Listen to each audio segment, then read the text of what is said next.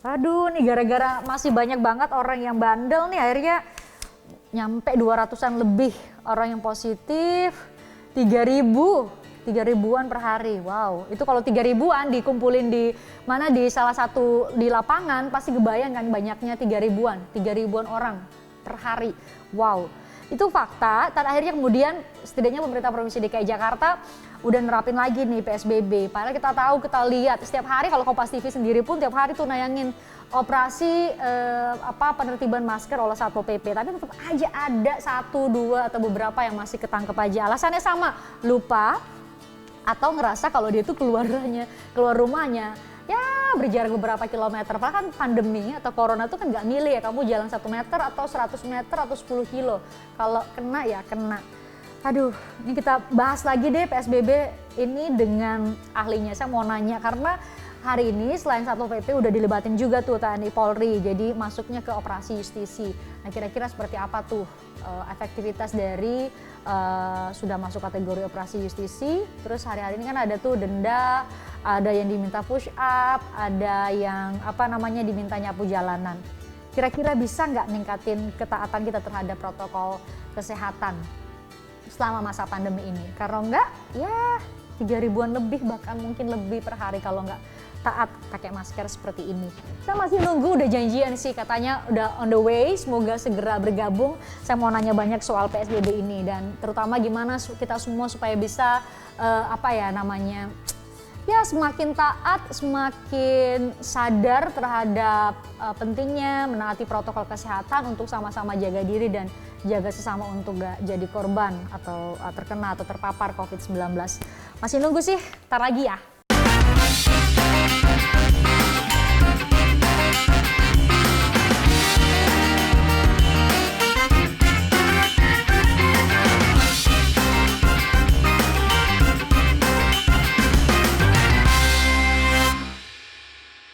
Nah, yang dinanti udah datang nih, Prof. Edi Hiarie. Prof, selamat datang. Mungkin boleh boleh dibuka, kan lagi PSBB. Ya. Nah, untuk itu juga saya ngajak Prof ke sini karena PSBB ini. Prof. Boleh minum dulu ya, minum dulu. Orang baru datang bukan disuruh minum, ya? Nyerocos saja di pestrian. Karena banyak banget nih harus kita tanyain karena itu Kompas TV, Prof, itu hampir setiap program lah kita tuh selalu live di beberapa titik setidaknya di Jakarta lah. Pasti ada aja yang nemu 1, 2 atau bahkan kadang-kadang lebih dari 10 lah. 1 titik doang yang nggak pakai masker, lupa lah atau banyak banget alasannya lah. Hari-hari ini udah jadi operasi justisi ya, ada pelibatan TNI Polri, Prof. Ini melihat penerapan PSBB dan masih banyak dilanggar ternyata dengan berbagai sanksi yang udah diterapin sama pemerintah, gimana, Prof? Ya, saya bicara secara umum dulu ya. Jadi bukan persoalan PSBB dan lain sebagainya, tetapi yang harus kita catat bersama, ya termasuk Christian, saya dan seluruh masyarakat di Indonesia ini, yang paling rendah di kita ini adalah tingkat kepatuhan terhadap hukum. Mengapa tingkat kepatuhan terhadap hukum? Karena memang yang selalu menjadi miris, yang selalu menjadi perhatian kita bersama, ini adalah persoalan kesadaran hukum kita. Sebelum kita bicara soal PSBB yang muluk-muluk yang jauh-jauh, saya ambil satu contoh konkret ya. Mengapa pandemi COVID-19 di Jepang dia cepat berlalu? Karena di Jepang itu kepatuhan terhadap hukum itu bukan berdasarkan heteronom, bukan berdasarkan paksaan dari luar, bukan karena dijaga polisi, bukan karena ada undang-undang yang melarang tegas, tetapi mereka kesadaran hukumnya adalah otonom. Dari dalam diri pribadi, dari dalam diri sendiri. Itu sebetulnya adalah kepatuhan kepatuhan terhadap hukum yang paling penting itu bukan dari adanya ancaman, tetapi karena dari diri sendiri. Dan itu memang membangun itu bukan hal yang mudah ya, bukan membutuhkan waktu 1-2 tahun, tetapi membutuhkan waktu panjang sehingga ada kesadaran hukum dari masyarakat, kesadaran hukum dari pribadi untuk patuh terhadap aturan. Mungkin sekali lagi kita belum ke PSBB ya, boleh melihat tahun 2011, 9 tahun yang lalu, ketika terjadi gempa besar tsunami, 11, sekian skala Richter di provinsi apa ya, saya lupa apakah Fukuoka atau apa, tapi di Jepang ya? Di Jepang itu kan masyarakat tertib, mengantri dan lain sebagainya, dan itu bukan ada yang memerintah, tidak ada yang menjaga, tetapi sekali lagi karena kepatuhan hukum. Mengapa sampai terpaksa Gubernur DKI Jakarta harus menarik apa istilahnya Gubernur rem darurat kembali menerapkan PSBB, membutuhkan waktu 14 diumumkan, tanggal 10 diumumkan, kemudian 4 hari kemudian baru diberlakukan, karena memang kita dilematis ya. Dilematis kita melihat dari satu, ketersediaan fasilitas di rumah sakit. Yang kedua, ketersediaan pemakaman. Ini kan hal yang membuat kita miris ya. Di satu sisi, sementara di sisi lain, angka yang terjangkit di Jakarta itu terus meningkat tajam. Jadi memang ini ya dilema lah yang memang ditempuh oleh Gubernur DKI untuk kemudian menyatakan menarik rem darurat, PSBB kembali diberlakukan untuk 2 minggu terhitung 14 sampai dengan tanggal 28. Tetapi apakah ini akan diperpanjang, tentunya akan melihat balik lagi perkembangan. ke kita gitu ya. Ya. Itu kira-kira umum yang ingin saya sampaikan. Nah, bicara soal kepatuhan tadi, Prof. Kalau saya bilang tadi pas waktu saya nunggu Prof, saya bilang ke pemirsa ini kalau kan 3.000-an lebih nih per hari nih, Prof. Katanya diumumkan oleh pemerintah di seluruh Indonesia sih. 3.000 itu kan kalau dikumpulin di lapangan artinya banyak banget. Sangat banyak. Itu artinya masih banyak banget yang terpapar. Terus kan ada penerapan sanksi denda nih, Prof. Ternyata itu ngumpul sampai 4 miliar loh di DKI Jakarta. Berarti kan banyak banget yang ngelanggar. 4 miliar. Itu kok orang udah dikasih sanksi denda tetap aja ya? Itulah memang kelemahan dari sanksi denda. Kelemahan dari sanksi denda untuk tingkat masyarakat yang kesadaran hukumnya masih rendah. Maka orang berpikir begini, tinggal bayar aja selesai. Padahal kan maksudnya bukan itu. Kalau kena COVID kamu sendiri gitu loh yang sakit. Ya, inilah yang saya katakan. Kalau bagi kita untuk denda itu, ya mohon maaf, mungkin orang yang merasa berduit, punya banyak uang, ya dia mau melanggar aturan aja, toh paling hanya membayar selesai. Itu berbeda dengan negara-negara yang kesadaran hukumnya tinggi. Bagi mereka, denda itu sudah merupakan suatu hukuman yang berat ya, karena bukan persoalan karena mereka mampu membayar atau tidak mampu membayar, tetapi mereka merasa malu ketika melanggar aturan. Nah, ini kebalikan dengan kita. Kita ini tidak merasa malu kalau kita itu melanggar aturan. Contoh yang paling konkret saja, coba Christian lihat tersangka koruptor itu keluar gedung KPK tuh dada-dada nggak malu kan ya. Nah, itu ya dada-dada ke kamera. Itu menunjukkan bahwa kesadaran hukum masyarakat kita itu sangat memprihatinkan, termasuk mengapa sampai terjadi merebaknya orang tertular setiap hari begitu banyak, karena kepatuhan terhadap hukum itu. Sehingga ya sudah satu-satunya cara, kantor ditutup, restoran ditutup, fasilitas umum mall segala macam gitu ya? dibatasi dan lain sebagainya. Ya karena itu, karena ya kalau kita sebetulnya patuh dan taat terhadap hukum, mungkin satu, tidak akan angka keterjangkitan itu tidak akan naik, dan yang kedua saya kira semua bisa yang istilahnya gubernur itu adalah PSBB transisi ya. Waktu itu beberapa waktu lah kita menikmati tetapi itu ternyata ya 3 bulan ya sejak Juni itu PSBB transisi, tapi ternyata dalam 3 bulan ini karakter asli kita keluar. Karakter asli kita keluar untuk tidak patuh terhadap hukum, seakan-akan berhadapan dengan dia mungkin pikir corona atau apa gitu ya, yang bisa dilawan, padahal kan sesuatu yang tidak terlihat jelas. Jadi dia ini kan ada, tapi kita tidak bisa melihat virus ini seperti apa. Jadi kesadaran hukum kita rendah, sehingga akibatnya bukan kepada diri kita sendiri, bisa kepada teman, kepada keluarga, dan kepada orang lain, kepada lingkungan. Ini yang tidak kita sadari. Nah, dengan diterapkannya, kalau Pak Anies kan bilang ini rem darurat, terus yang kita tahu misalnya dulu boleh 50% lah, sekarang tambah lagi Prof, yang WFH aja diminta jadi 75% ya, jadi lebih banyak lagi. Di transportasi umum juga gitu, lebih dibatasi lagi, lebih diperketat lagi. Sekarang masker, bahkan masker pun diatur Prof, nggak boleh lagi pakai masker scuba dan lain-lain itu.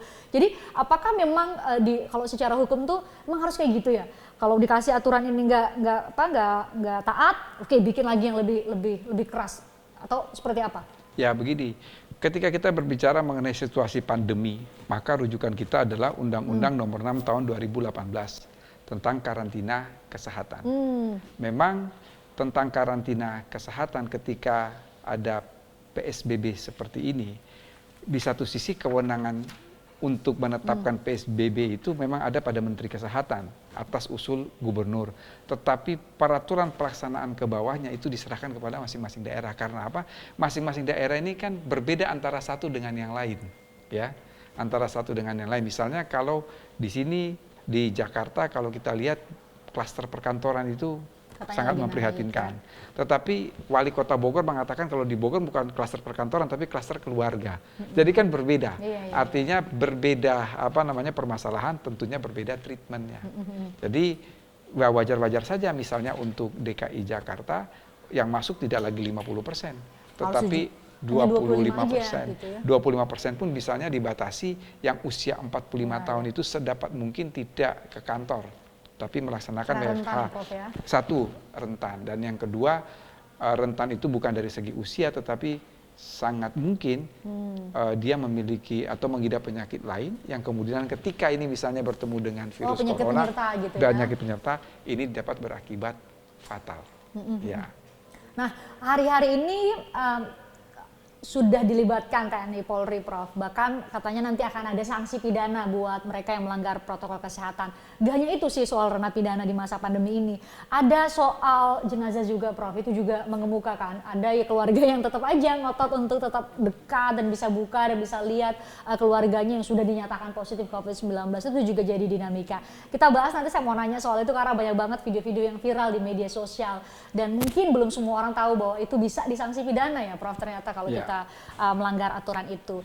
Prof, silakan diminum dulu minumannya. Ini saya bawa ini loh, gara-gara saya tahu Prof ada di sini, jadi saya di ruang tamu tolong kita kasih palu.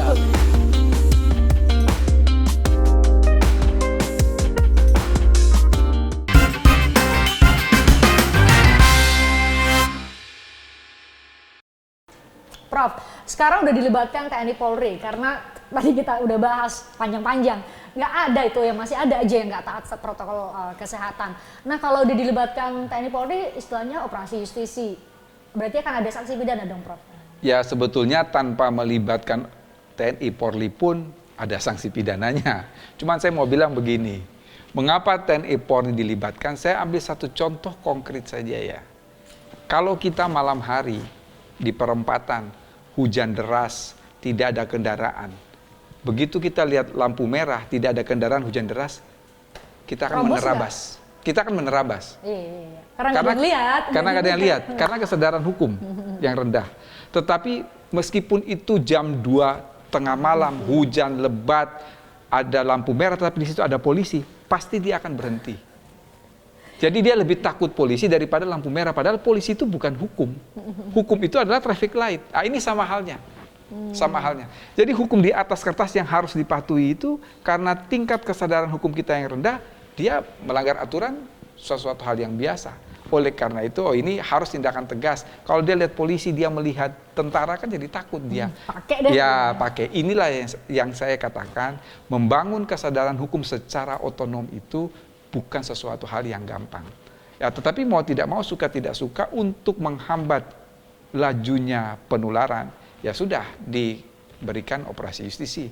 Karena orang lebih takut kepada polisi dan tentara ketimbang dengan aturan. Operasi justisi apakah langsung bisa diartikan serta-merta kalau nggak pakai masker bisa masuk penjara misalnya kan? Ya, kata-katanya di situ justisi gitu. Atau seperti apa, Prof? Sebetulnya begini, operasi justisi itu adalah untuk lebih menertibkan masyarakat supaya mereka taat terhadap hukum. Artinya kalau tidak taat langsung dikenakan sanksi. Ya, kalau kita melihat ini kan sanksi denda tadi dikatakan Jakarta sampai hampir 4 miliar.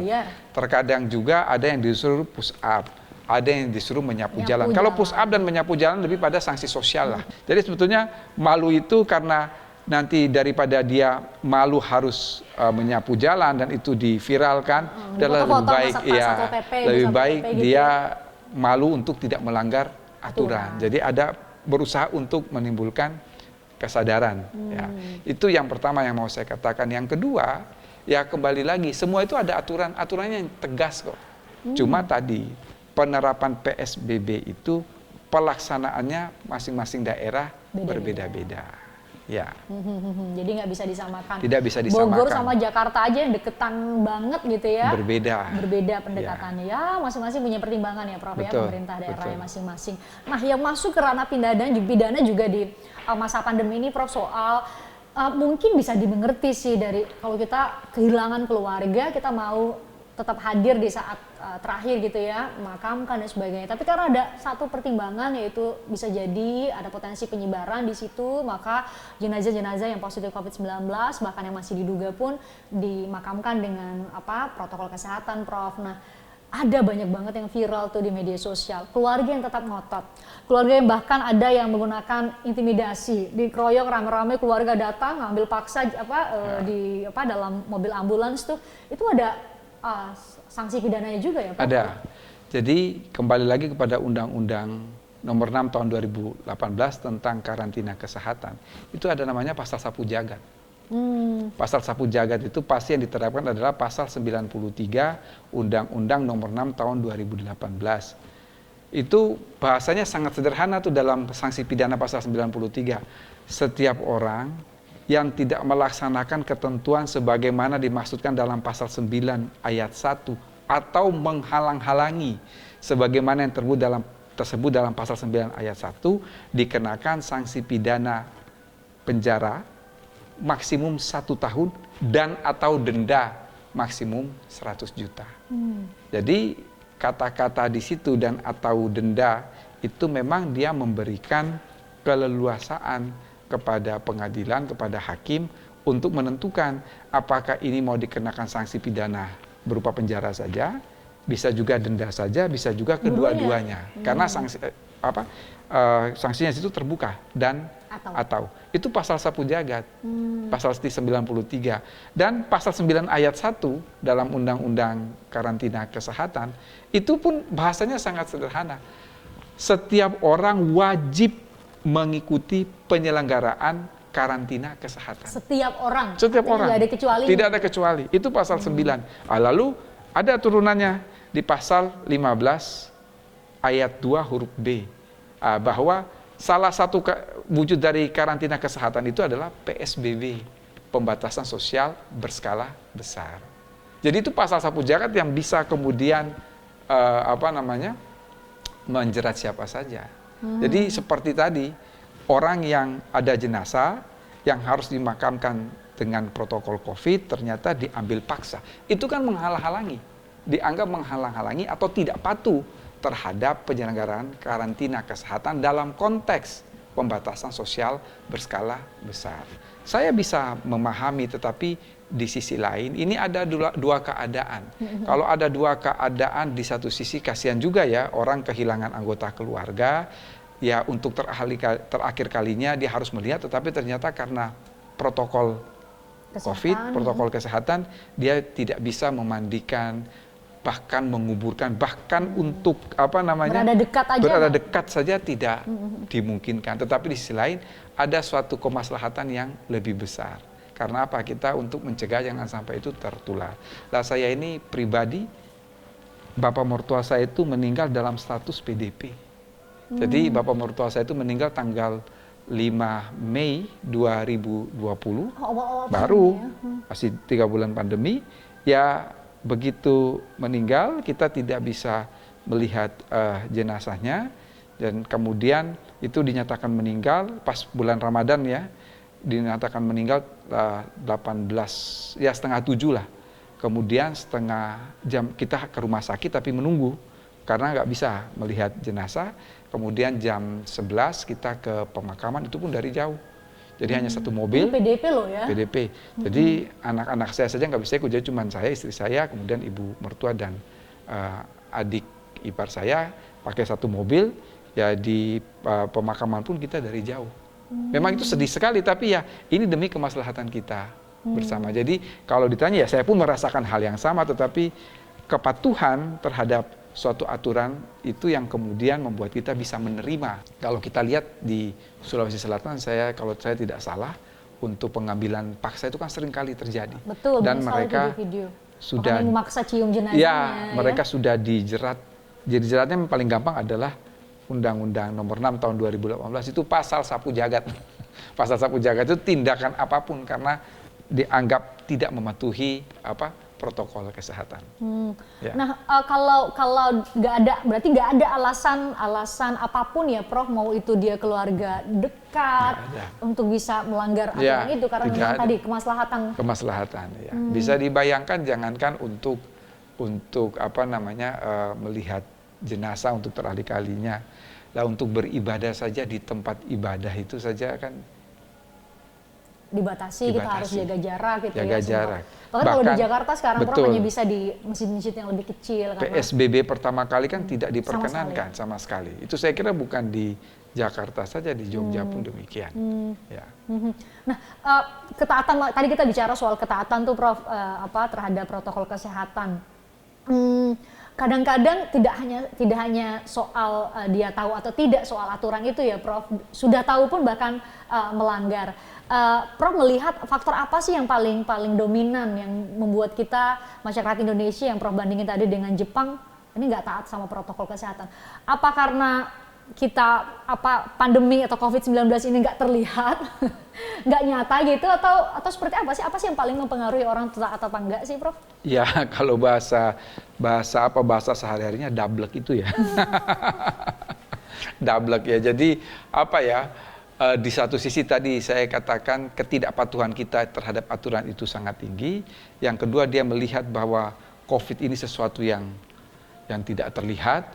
Lalu yang ketiga, ya itu tadi, karena dablek udah mau diterabas saja, kita melanggar aturan, kalau toh kena COVID yang nggak jadi masalah, kira-kira seperti itu. Tapi itu kan kalau hanya COVID itu terkena dia sendiri kan tidak menjadi soal. Tapi ini kan gitu ya, keluarganya, istrinya, anaknya, orang tuanya, adiknya, kakaknya, lingkungannya. Nah, ini yang dia tidak berpikir lebih panjang untuk itu. Nah, sampai kalau hari-hari ini kita ikuti tuh bahkan pemerintah mengajak tokoh-tokoh kunci ya, Prof.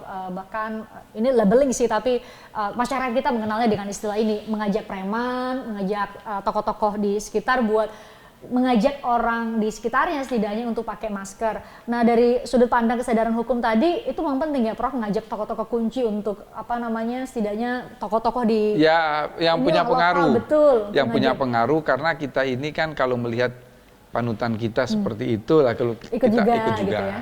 Jadi itulah memang kalau kesadaran hukum yang dipaksakan dari luar itu ya, segala effort, segala usaha harus kita lakukan demi untuk orang bisa mentaati aturan.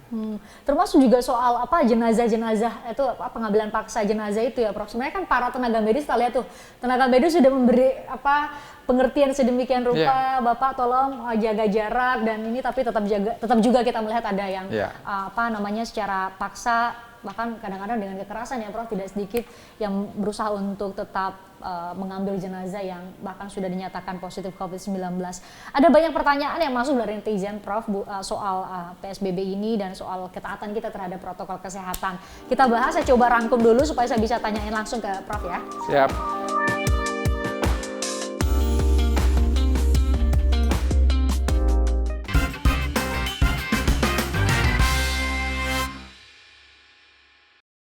Sebelum kami jawab pertanyaan-pertanyaan dari Anda, Saudara, saya mau nunjukin ada video yang viral. Banyak banget sih video yang viral terkait pandemi COVID-19. Tapi ini menurut saya, luar biasa. Kita lihat dulu nih, berikut ini.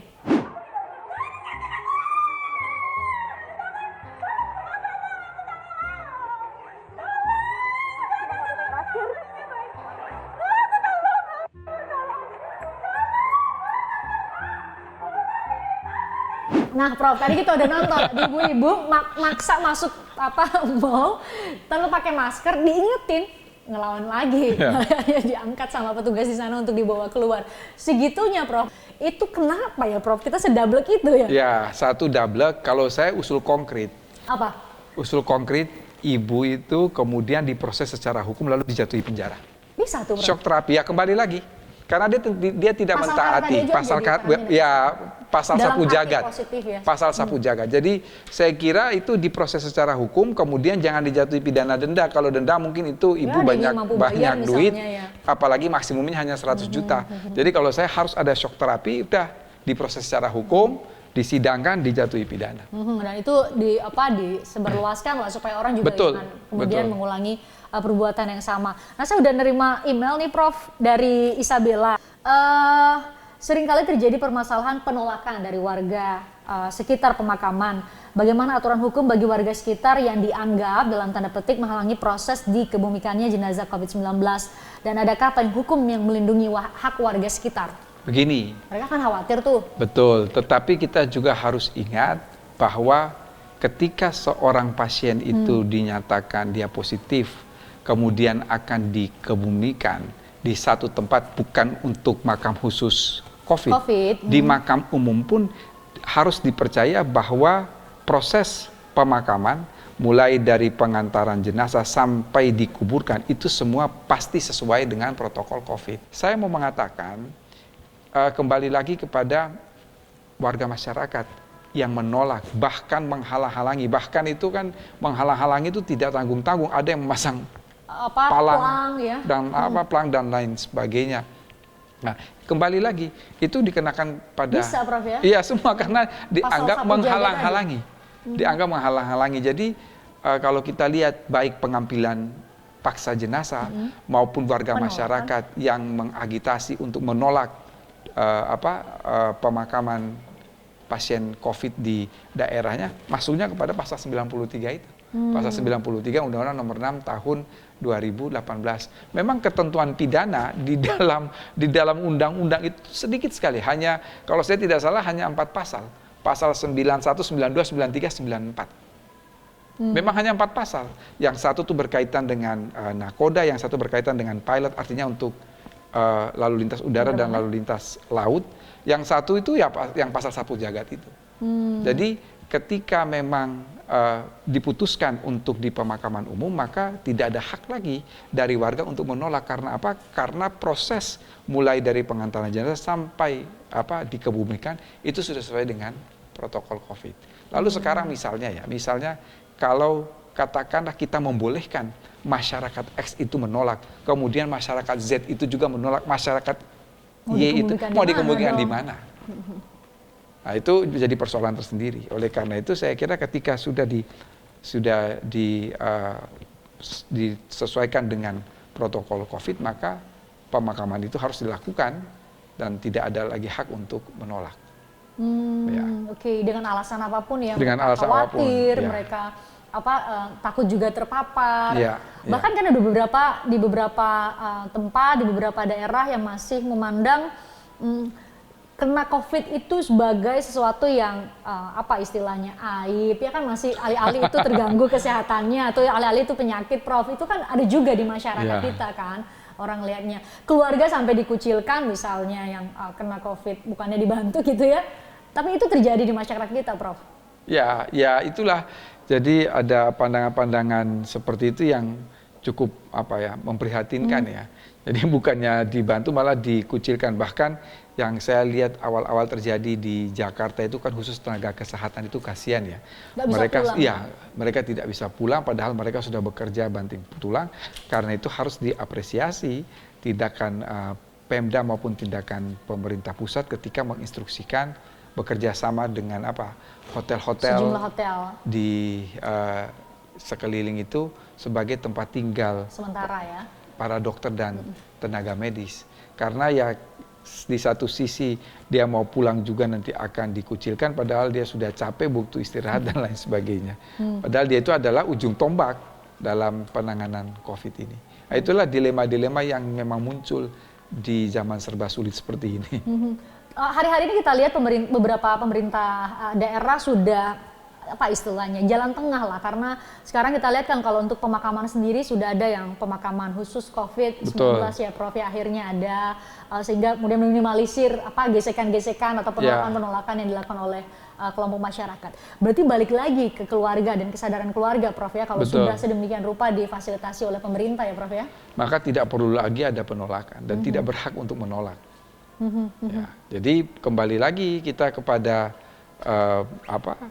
prosedur yang sudah ditetapkan dalam peraturan pelaksanaan masing-masing daerah, untuk mau tidak mau, suka tidak suka, kita harus mentaati itu. Aturannya sendiri Prof, selain undang-undang kesehatan, ada juga diatur berarti harus dalam bentuk peraturan daerah, itu mungkin Prof bisa bedain. Hari ini kita lihat ada Satpol PP, ada polisi, ada TNI Polri. Enggak, kalau itu diatur di dalam Undang-Undang Nomor 6 tahun 2018. Jadi penyidik di situ adalah penyidik pegawai negeri sipil yang diberi kekuasaan dan kewenangan seperti penyidik Polri. Nah, penyidik pegawai negeri sipil ini dalam konteks penerapan peraturan daerah itu adalah Satpol PP. Satpol PP itu kan Satuan Polisi Pamong Praja. Ya. Dan memang sekali lagi kewenangan itu boleh ditambahkan di luar undang-undang, tetapi nanti akan ada dalam bentuk peraturan daerah. Jadi banyak sekali klausula di dalam undang-undang karantina kesehatan itu yang dia bersifat umum, kemudian diatur selanjutnya ya dengan peraturan menteri, dalam hal ini adalah Menteri Kesehatan. Tetapi ketika dia masuk kepada PSBB yang merupakan kewenangan pemerintah pusat, tapi pelaksanaannya adalah pemerintah daerah, maka pemerintah daerah biasa mengeluarkan baik bisa perda, Pergub bisa juga ya? Pergub juga bisa, atau peraturan wali kota atau peraturan bupati untuk melaksanakan lebih teknis lagi dari peraturan-peraturan tersebut. Prof melihat pasti mengamati juga nih, selain penggunaan masker yang paling banyak dilanggar di masa PSBB adalah misalnya tetap makan di tempat ya Prof ya. Betul. Tetap ngobrol, tetap jalan-jalan ya, satu contoh konkret ya, mengapa sampai di Jawa Timur angka COVID kan itu sempat melambung tinggi, bahkan melebihi dari dalam tanda petik saing dengan Jakarta dari DKI Jakarta, karena memang kan ada, kalau saya tidak salah di Jawa Timur apalagi di Gresik itu ada budaya cangkruk itu ya, yang mereka itu 24 jam ngopi gitu ya, duduk bersama-sama, dan itu nggak mungkin lah kita ngopi sambil pakai masker, itu nggak mungkin ya. Harus lepas ngobrol, sehingga memang tingkat penularannya sangat tinggi di Jawa Timur karena ya ada budaya-budaya lokal setempat. Itu lagi kembali kepada persoalan kesadaran kita untuk tidak hanya membahayakan, kecerobohan kita kan tidak hanya membahayakan kita sendiri, tetapi juga membahayakan orang lain. Itu yang harus ditanamkan gitu. Ya, harus dikumandangkan kira-kira kan begitu. Tapi kan tahapan sosialisasi itu udah sangat-sangat luar biasa ya Prof, lewat media sosial, ada Satgas, ada Satpol PP, ada polisi, TNI yang sudah setiap hari, bahkan di setiap tempat, di setiap kantor itu ada Satgas masing-masing Prof yang kemudian ditugaskan buat mengamati, mengawasi tepatnya pakai masker nggak, jaga jarak nggak, dan lain sebagainya. Dan di fasilitas publik pun sangat ketat. Ketat, nggak boleh ngobrol lewat telepon misalnya di kereta gitu ya, bahkan pembatasan jumlah penumpang juga itu dilakukan. Dan sebelum masuk kantor dia sediain tempat cuci tangan, kan kita harus cuci tangan dulu meskipun kita bawa hand sanitizer, tapi tetap menyuruh kita cuci tangan. Itu beberapa instansi kan begitu ya. Beberapa instansi ya mau nggak mau Prof, kemudian semuanya diwajibkan, termasuk di Kompas TV. Prof lihat di depan nanti ada tempat cuci tangan, satpamnya juga pasti tadi meriksa Prof dulu. Iya, betul. Apa suhu tubuhnya tinggi atau enggak, Prof pakai masker atau enggak, itu bagian dari kontribusi kita semua lah ya Prof ya, untuk sama-sama bisa menimbulkan kesadaran menaati protokol kesehatan. Selain hal-hal negatif tadi yang kita bahas Prof, ada juga hal-hal yang positif. Akhirnya keadaan yang sulit itu memang melahirkan berbagai kreativitas, termasuk di masa pandemi ini. Dulu susah banget, kita sempat Zoom kan ya, pakai Zoom. Susah banget karena saya, gimana ya caranya tetap bisa ngobrol dengan Prof karena banyak sekali masalah hukum. Kita akhirnya Zoom. Termasuk juga warga banyak banget yang kemudian kayak agama Kristen dan Katolik misa dan ibadah menggunakan Zoom. Termasuk banyak hal lain yang di luar dari dugaan ternyata sekreatif itu masyarakat kita. Kita akan bahas soal sisi positif juga di masa pandemi ini, Prof. Nanti saya udah kumpulin beberapa artikelnya, nanti kita bahas ya. Siap.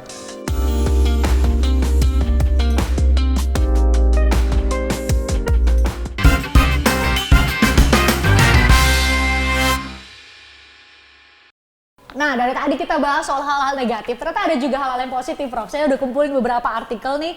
Jadi ada sekarang di masa pandemi ini ada wisuda drive-thru. Jadi yang mau wisuda jadi anterin pakai kendaraan, termasuk gak hanya wisuda, termasuk juga pernikahan. Ada juga sekarang yang drive-thru karena dilarang untuk ada kerumunan kan, Prof. Iya. Termasuk orang yang suka nonton film, ternyata ada juga bioskop yang drive-thru nih mulai dari 200 ribuan. Ya, layar tancap. Mungkin nerima apa tuh semacam ijazah ya, terus foto, terus udah deh naik lagi. Jadi ada apa namanya, ada ya efisiensi waktu, efisiensi tempat, dan kalau biaya dan kalau kita dosen dan mahasiswa sekarang senangnya kelon kelas online. Iya. Kalau di Jogja tuh istilahnya sekarang dosen mahasiswa itu senang kelon kelas online. Ya. Nggak mau ya, Prof. Oh, Itu tidak mau. Yang harus kita buat karena buat menjaga jarak ya, mematuhi protokol kesehatan. Tapi apa ya? Kita di Fakultas Hukum UGM itu dan UGM pada umumnya, tapi khususnya kebijakan di Fakultas Hukum itu karena kita evaluasi selama kan waktu itu mulai pandemi 2 Maret ya, itu semester genap tahun yang berjalan itu kan baru berjalan belum sampai sebulan. Tiba-tiba di stop dan harus semua serba online. Ada yang menarik memang, ada yang menarik di di masa pandemi ini. Satu, evaluasi nih ya. Itu kan kelas ada sampai kelas jam 10 malam tuh. Ada dosen yang ngajar sampai jam 10 malam. Mahasiswanya komplain. Komplain mengapa? Karena mereka ini kan pada pulang ke kampung halaman masing-masing. Kalau semua di kota sih nggak menjadi soal, tapi kasihan. Ini ya? benar. Itu ada yang dia misalnya harus ngetem di kantor polisi. Ada yang harus ngetem di bawah lampu jalan atau apa yang pokoknya yang ada wifi atau yang internet wifi. ya? Akhirnya pimpinan fakultas mengambil kebijakan bahwa oke, kita akan berlangsung kelas online sampai dengan Desember, tapi ada kebijakan-kebijakan yang satu, tidak boleh lebih dari jam 4 sore. Karena ada tadi komplain-komplain seperti itu. Lalu kemudian sedapat mungkin boleh kelas online itu dari rumah, artinya dosen dari rumah, tetapi boleh juga dari fakultas, dari kampus. Karena kampus menyediakan studio dan lain sebagainya, sehingga tidak ada alasan, oh di rumah saya ini fasilitas internetnya nggak bagus. Tapi kalau di kampus kan, ya wifi dan lain sebagainya sudah disediakan. Gitu ya? Kemudian ada teknisi yang mendampingi para dosen untuk memberi kuliah sehingga diminimalisir adanya gangguan teknis ya. Tapi menarik karena saya tanggal 14 kemarin sudah kuliah online tuh saya. Meskipun semester 1 juga, semester kemarin juga sudah, cuman yang ini lebih terstruktur ya. Jadi capek juga sih sebetulnya. Kalau lebih capek kita kelas online karena apa? Ya ini kita hanya berhadapan dengan benda mati yang berukuran laptop gitu ya. Kalau kita secara luring, secara langsung, kan kita bisa lihat tuh gestur, bisa lihat gimmicknya mahasiswa seperti apa. Kita bisa tanya jawab, lebih enak ya, lebih komunikatif. Iya. Tetapi kalau dengan benda mati, laptop ini benda mati gimana? Tapi untuk kelas saya wajibkan unmute tetapi on cam. Harus kelihatan, harus kelihatan. Jadi saya biasa lihat, kan kelihatan nih yang baru mandi atau yang belum mandi, yang baru gosok gigi itu atau hanya hidupin aja zoomnya ya kan. Jadi saya nggak mau. Saya nggak mau, biasanya kalau saya lihat begitu, ini yang belum on cam saya teriak, nama ini, ayo kameranya dihidupin. harus begitu. Jadi mereka udah tahu kalau saya yang ngajar pasti unmute dan kemudian on cam ya. Jadi kameranya dihidupin, saya bisa lihat. Jadi sambil diterangkan itu saya lihat satu persatu. Karena saya nggak mau pakai slide. Kalau kita ada tayangan, itu kan kita nggak bisa lihat pesertanya. Saya ngomong aja begitu, tapi ya saya senang juga karena mahasiswa kemudian begitu ada yang dia nggak ngerti, dia langsung interupsi. Nanya, langsung ngomong gitu langsung ya? ngomong, Oke. oke silahkan masuk. Tapi saya pun bertanya hal yang sama kepada mahasiswa, Anda senang kelas online atau luring atau langsung? Ya mereka langsung lebih senang langsung, karena itu lebih komunikatif ya. Lebih komunikatif dan mungkin bisa kalau ada pertanyaan bisa sambil diskusi antara satu dengan yang lain. Jadi kita ujian pun online dan bimbingan ujian tertulis maupun ujian skripsi, ujian tesis, bahkan ujian disertasi pun online sekarang. Jadi ada plus minusnya, tetapi ya dalam keadaan sekarang ini ya mau nggak mau harus kita ikut. Ya itu ya lebih efisien, efektif dan soal tempat dan biaya saya kira memang ini. Termasuk wisuda, Prof. Sempat ada kan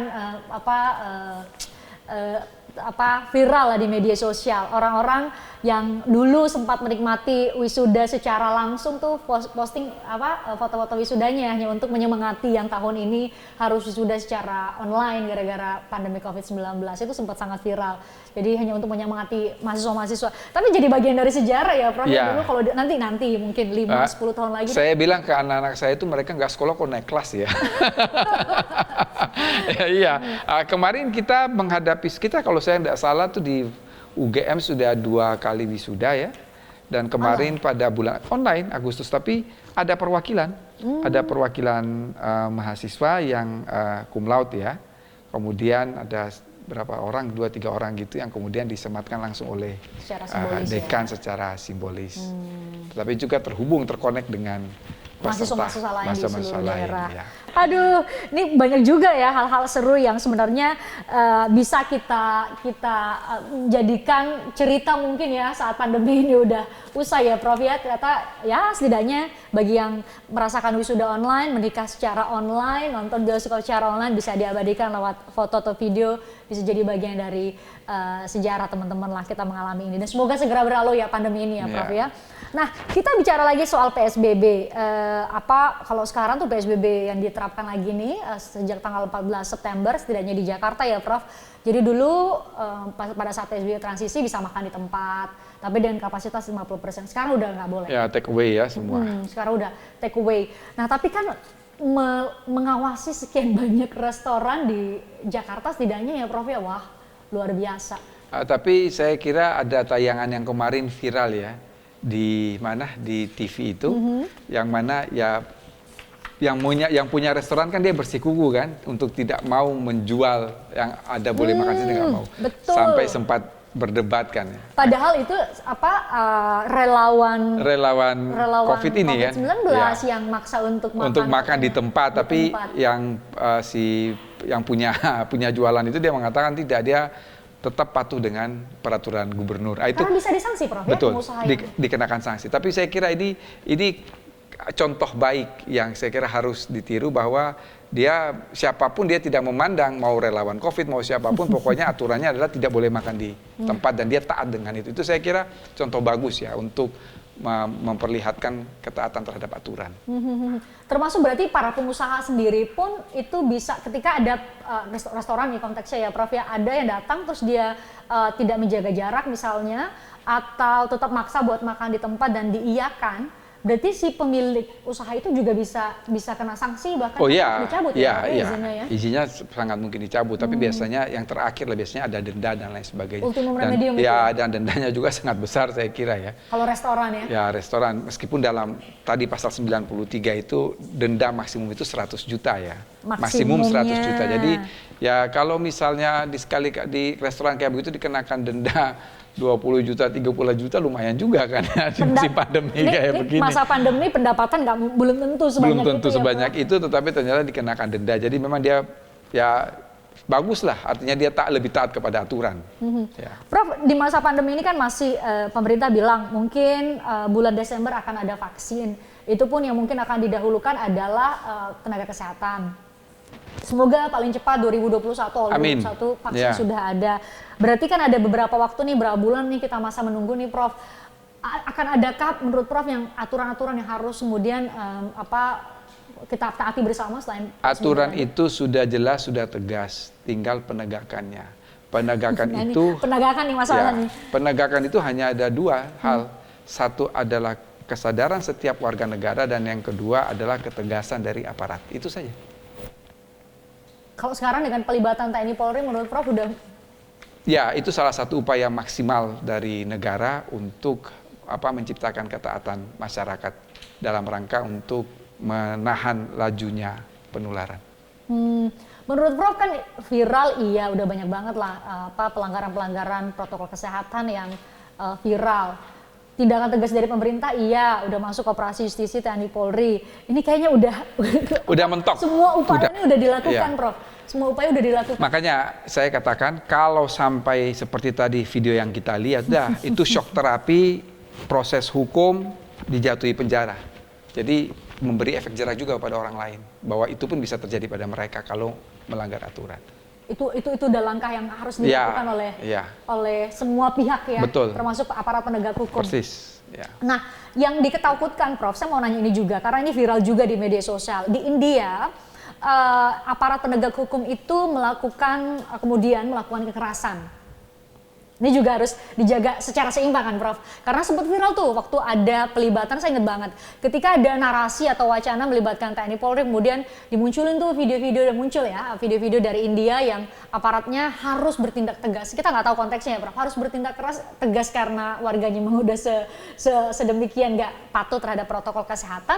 Atau mungkin Prof bisa kasih gambaran kepada kita semua, apa sih tataran ideal dari keterlibatan dari aparat TNI Polri dalam hal ini dalam penerapan protokol kesehatan, membantu Satpol PP supaya kemudian jangan sampai kekhawatiran masyarakat ngambil video dari negara lain yang terjadi di negara itu terjadi di negara kita, Prof. Ya, kalau kita melihat keterlibatan TNI khususnya, maka pasti dibawa koordinasi dengan Polri. Karena apa? Penegak hukum itu adalah Polri dan kalau konteks PPNS adalah Satpol PP. Jadi itu hanya untuk kepatuhan. Tetapi ketika akan masuk kepada proses hukum, saya yakin itu akan diserahkan kepada Satpol PP dan Polri. Dan ini tentunya ketika kita berbicara mengenai penegakan hukum, di satu sisi aparat diberi kewenangan, tetapi di sisi lain ada pembatasan-pembatasan yang boleh dilakukan terhadap orang yang dianggap melanggar hukum. Dan negara kita clear ya, Prof? Clear, saya kira aturan itu clear. Ada batasan juga buat aparat penegak hukum kita termasuk Polri, TNI dan Polri yang diperbantukan buat Satpol PP ya menegakkan protokol kesehatan ya, Prof. Dan semoga sama-sama bisa kita jaga ya, semua itu. Semoga jangan sampai kekerasan atau apapun lah pelanggaran lagi-lagi protokol kesehatan bisa terjadi karena toh yang menjadi korban bisa jadi adalah diri kita sendiri dan orang terdekat kita yang kita sayangi kalau kita nggak taat protokol kesehatan. Prof, terima kasih udah sama-sama Fristian. Udah cerita banyak soal PSBB. Semoga cerita kami berdua selama 1 jam ini bisa satu hal yang tadi kita bicarakan ya Prof, menimbulkan kesadaran hukum yang jauh lebih baik lagi di tengah masyarakat kita karena tidak ada cara lain tampaknya untuk melawan protokol atau bertahan di tengah pandemi ini selain dengan taat terhadap protokol kesehatan ya Prof, dan itu kembali lagi pada diri kita sendiri mau disiplin apa enggak, mau tetap sehat sampai ada vaksin atau enggak gitu ya. Prof, terima kasih. Terima kasih, Fristian. Silakan dinikmati tehnya. Kalau mau nambah boleh juga. Terima kasih juga buat Anda udah nonton Melek Hukum edisi kali ini. Saya Fristian Grich. Sampai jumpa.